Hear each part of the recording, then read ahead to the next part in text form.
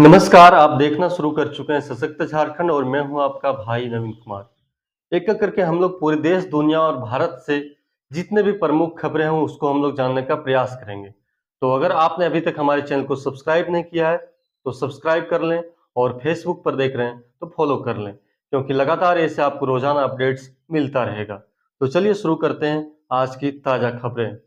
पटना बिहार में कारोबारी गोपाल खेमका की हत्या के बाद बाइक सवार अपराधियों ने रविवार देर रात अजीत कुमार नामक 50 वर्षीय स्कूल संचालक की कई गोलियां मारकर हत्या कर दी। पुलिस ने घटनास्थल व आसपास के सीसीटीवी कैमरा की फुटेज के आधार पर अपराधियों की पहचान शुरू कर दी है और जांच के लिए एसआईटी टीम बनाई है। लेकिन सिर्फ जांच के लिए एसआईटी टीम बना लेने से बिहार की दुर्दशा नहीं सुधर जाएगी।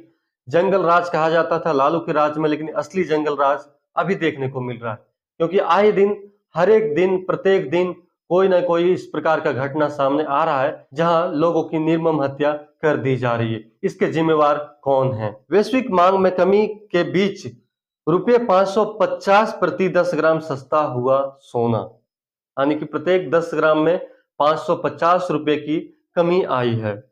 ऑल इंडिया सराफा एसोसिएशन के अनुसार वैश्विक मांग में कमी और अमेरिकी राष्ट्रपति डोनाल्ड ट्रंप की ओर से लगातार टैरिफ की धमकियों के बीच सोमवार को दिल्ली से सोने की कीमत रुपये 550 गिरकर 98,570 रुपये प्रत्येक 10 ग्राम पर आ गई है। बिहार को मिली 5 नई ट्रेन की सौगात, रेल मंत्री अश्विनी वैष्णव ने की घोषणा। रेल मंत्री अश्विनी वैष्णव ने बताया कि बिहार को जल्द ही 4 अमृत भारत समेत 5 नई ट्रेनों की सौगात मिलने वाली है। उन्होंने बताया, पटना दिल्ली के बीच रोज अमृत भारत एक्सप्रेस चलेगी। दरभंगा लखनऊ के बीच, मालदा टाउन लखनऊ के बीच वीकली अमृत भारत, जबकि सहरसा अमृतसर के बीच अमृत भारत एक्सप्रेस चलेगी। इसके अलावा जोगबनी तमिलनाडु के बीच नई ट्रेन चलेगी, यानी कि बिहार में एक साथ 5 नई ट्रेनों की सौगात मिलने जा रही है। केदारनाथ यात्रा को भारी बारिश के कारण रोका गया। सोनप्रयाग और गौरीकुंड में फंसे यात्री। उत्तराखंड में भारी बारिश के चलते केदारनाथ को रोक दिया गया है। यात्रियों को सोनप्रयाग और गौरीकुंड में रोका गया है। बता दें कि रुद्रप्रयाग और चमोली जिले के लिए मौसम विभाग ने अलर्ट जारी किया है। उत्तराखंड के रुद्रप्रयाग और आसपास के इलाकों में भारी बारिश के कारण अलकनंदा नदी का जल स्तर बढ़ गया है। दिल्ली प्रीमियर लीग की नीलामी में बिके वीरेंद्र सहवाग के दोनों बेटे। दिल्ली प्रीमियर लीग की नीलामी में पूर्व भारतीय ओपनर वीरेंद्र सहवाग के बेटों को कुल 12 लाख में खरीदा गया है।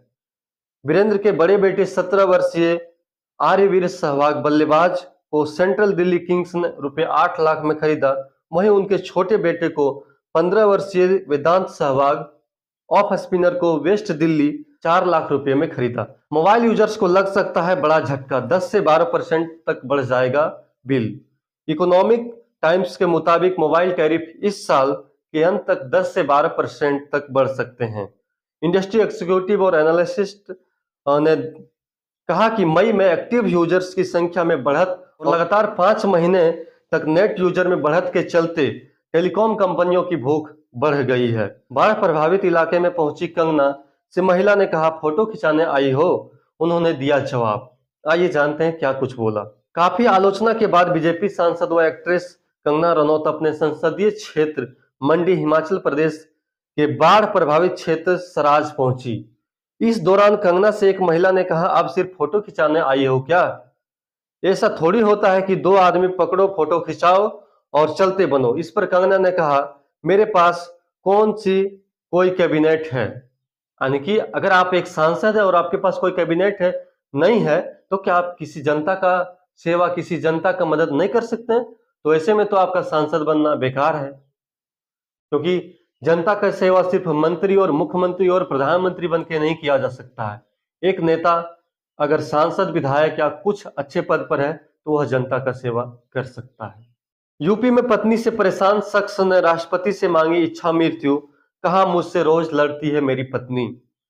मुजफ्फरपुर नगर यूपी में एक शख्स ने अपनी पत्नी से परेशान होकर राष्ट्रपति द्रौपदी मुर्मू, प्रधानमंत्री नरेंद्र मोदी और मुख्यमंत्री योगी आदित्यनाथ से इच्छा मृत्यु की मांग की है। शख्स ने कहा कि शादी के बाद से ही उन्होंने मेरे साथ रोज गाली गलौज और लड़ाई करना शुरू कर दिया है। कई बार मुझे मरवाने का प्रयास कर चुकी है। और ऐसे तो हम लोग भी जानते हैं कि यूपी में कहीं ना कहीं ये ज्यादा प्रचलन में आ चुका है कि वहां की पत्नियां अपने पति को अपने प्रेमी के साथ मिलकर कहीं ना कहीं हत्या करवा रही है और लगातार मारे जा रही है। तो कहीं ना कहीं इस घटना से वहां के पति लोग जरूर डरे हुए हैं। जब निशिकांत दुबे से मराठी और हिंदी विवाद को लेकर पूछा गया तो उन्होंने कहा कि बिहार आओ तो तुमको पटक पटक कर मारेंगे। जानिए क्या है पूरा मामला। बीजेपी सांसद निशिकांत दुबे ने भाषा विवाद के बीच बीजेपी सांसद निशिकांत दुबे ने भाषा विवाद के बीच एमएनएस प्रमुख राज ठाकरे के मारो लेकिन वीडियो मत बनाओ बयान पर कहा, हमारे पैसे पर पल रहे हो और लाटसाही कर रहे हो। अगर इतनी हिम्मत है कि आप हिंदी भाषा को मारते हो तो उर्दू भाषी को मार कर दिखाओ ना। उन्होंने कहा, बहुत बड़े बॉस हो तो चलो बिहार, चलो यूपी, तुमको पटक पटक कर मारेंगे। यानी कि कहीं ना कहीं इनका जो है ये स्टेटमेंट में कहीं ना कहीं दर्द झलक रहा है। बिहार में चुनाव से पहले जनसुराज में शामिल हुए यूट्यूबर मनीष कश्यप। बिहार विधानसभा चुनाव से पहले यूट्यूबर मनीष कश्यप ने सोमवार को यानी कि 7 जुलाई को जन स्वराज पार्टी का दामन थाम लिया। पार्टी के संस्थापक प्रशांत किशोर ने उन्हें पार्टी की सदस्यता दिलाई। मनीष के पार्टी में शामिल होने पर प्रशांत ने कहा, मनीष बिहार का वह लड़का है जो इसे बदलना चाहता है ताकि आने वाली पीढ़ियों को बिहारी कहलाना अपमान न लगे। तो कहीं ना कहीं प्रशांत किशोर को भी विश्वास है मनीष कश्यप को लेकर कि ये बिहार बदलाव में एक बहुत बड़े चेहरे हो सकते हैं। जहां एक तरफ शुभमन गिल के लगातार अच्छे प्रदर्शन को लेकर हर एक भारतीय के चेहरों पर मुस्कान बनी हुई है, वहीं इंग्लैंड के पूर्व क्रिकेटरों के चेहरों पर कहीं ना कहीं ये उदासी का कारण भी बन चुके हैं। इंग्लैंड के पूर्व क्रिकेटर मार्क बूचर ने इंग्लैंड को पहले 2 टेस्ट में शानदार प्रदर्शन करने वाले भारतीय कप्तान शुभमन गिल का तोड़ निकालने की सलाह दी है।